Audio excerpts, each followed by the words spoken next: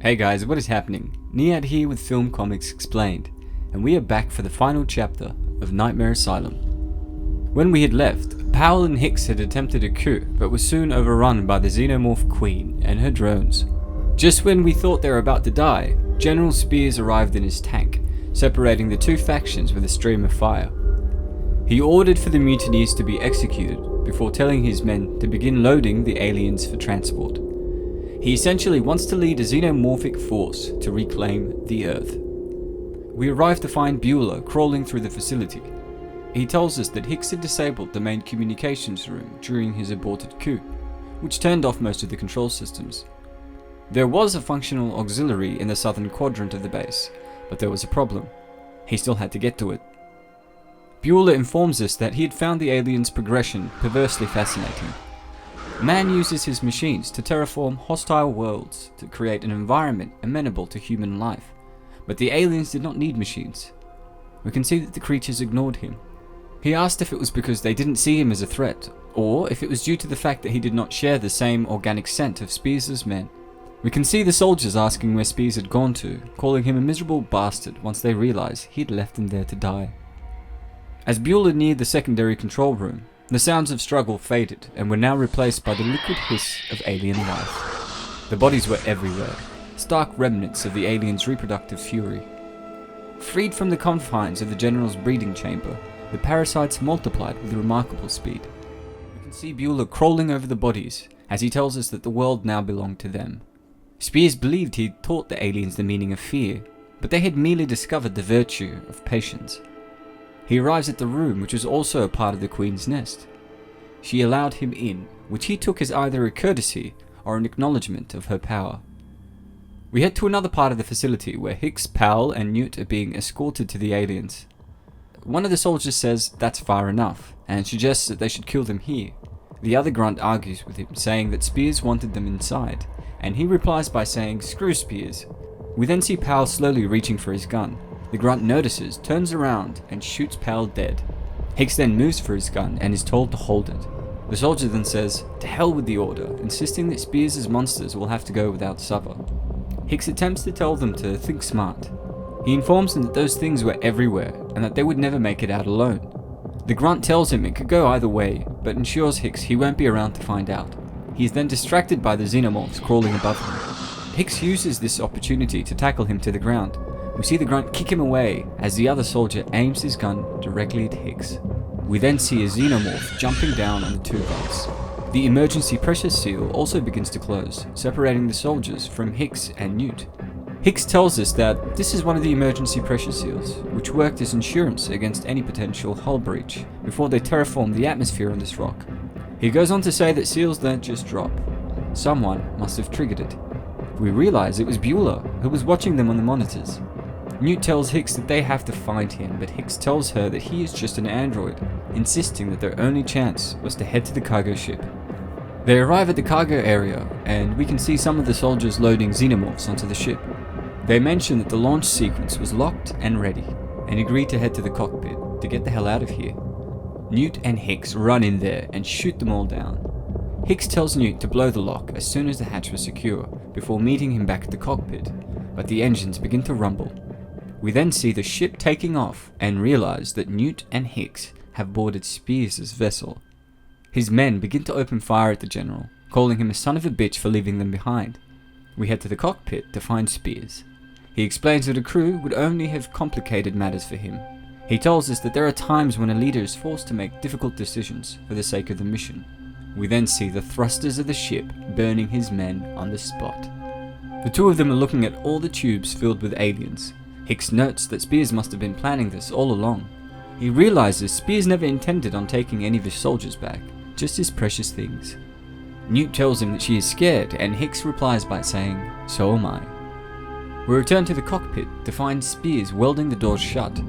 He has noticed there are trespassers on board, and he will not allow them to interfere. Hicks tells us that the navigational computers are centralized to the cockpit. They run towards the door, only to realize that it has been welded. They yell out "No!" on the other side as the General uses the flame to light his cigar. Every time the General does something cool or he seems to get the upper hand, he lights his fucking cigar. It's ridiculous. He tells us that men of limited vision sometimes have difficulty seeing the truth. We can see the ship drifting off into space. Newt explains that time had passed so slowly in the darkness.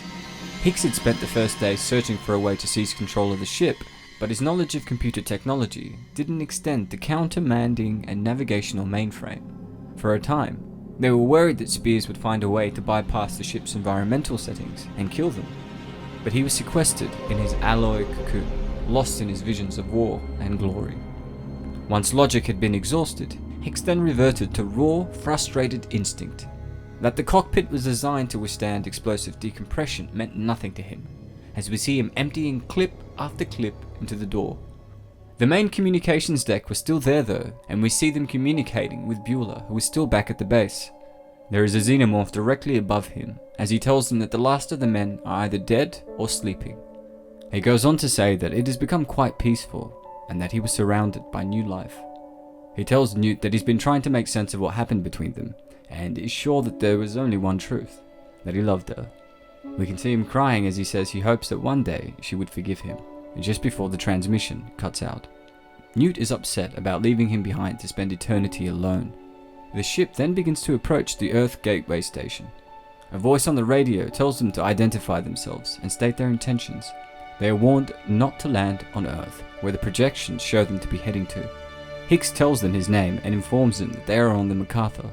He asks them for landing coordinates, and they tell him that there are none, as Earth was gone to those aliens now. Hicks tells Newt that they are leaving. We see them running, as Hicks informs Newt that he was tired of playing by the General's rules. If he decides to commit suicide, it will be on his schedule, not the General's. We see them jumping into the emergency pod.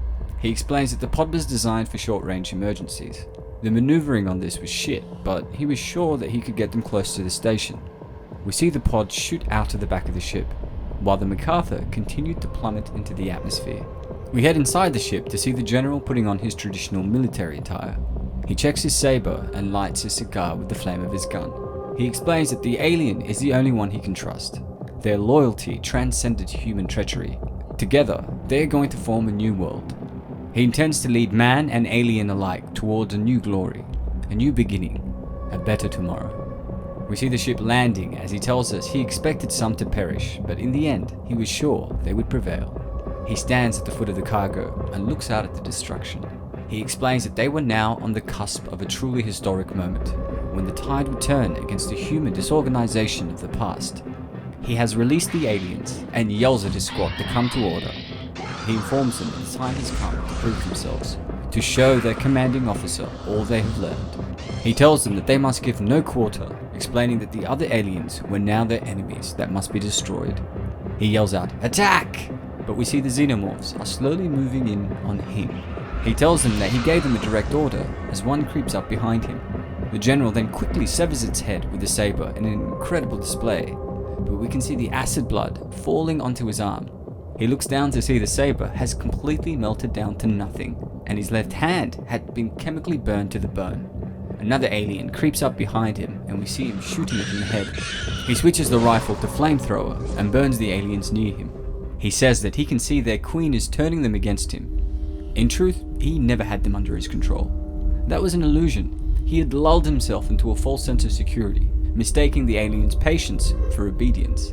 He looks at the Earth Queen that is walking towards him and tells her that she had used him. He explains that she had wanted her precious children back, and he had brought them right to her. The massive queen then grabs him and punctures his head with her inner teeth. We are told that they tracked his ship to Earth, and there was nothing. His revolution ended before it had a chance to begin. The alien wouldn't allow it. Gateway Station was all humanity had left. Civilian technicians monitored the last sporadic signals from Earth in a terrible sort of deathmatch. The platform had become an oasis for the few survivors capable of finding transport. We can see the escape pod slowly flying into one of the cargo areas. The door closes behind them, and we see Newt and Hicks embrace as they finally reach safety. The alien had reduced them to voyeurs, cataloguing Earth's final hours from the safety of space. And then she saw her and realized the young girl was still alive. Amy asks her uncle if someone was going to help them. He tells us that they were able to make it to safety, but had lost his friend Ray along with the rest of the city. He tells us that there was some sort of subliminal pulse drawing them to the aliens, like a feeling of belonging. He then shows a massive organic structure and explains that the creatures have been building some kind of nest, spreading across the city, into the streets, and even underground. We then see a figure enter the bridge, armed to the neck with weapons. She tells them that it reminded her of another time years ago. Another little girl lost on a world swarming with the alien bastards. To reveal Ellen motherfucking Ripley, looking like the most badass woman ever. She tells them that she was tired of watching and explains that it was time to finish it off. And that is the end to Book 2, Nightmare Asylum, in the epic Aliens anthology. Man, I hope you guys enjoyed the series so far. This is a special episode, I think, which brings the star of the whole franchise back. I mean, seeing Hicks, Newt and Ripley together is a bittersweet moment. I know you guys were as pissed off as me that Alien 3 began with their deaths off screen, which was a huge cop-out to the journey the three of them had gone through in the previous film, Aliens. The story really does them justice. Alright guys, that is all that we have time for. Stay awesome. And don't forget to check out my gameplay of Alien Isolation, which sees me playing as Amanda Ripley, Ellen's daughter, in search of her mother. If you enjoyed the video today, don't forget to hit like and to subscribe to stay up to date on all my content. I'm Niat with Film Comics Explained. Thanks for stopping by.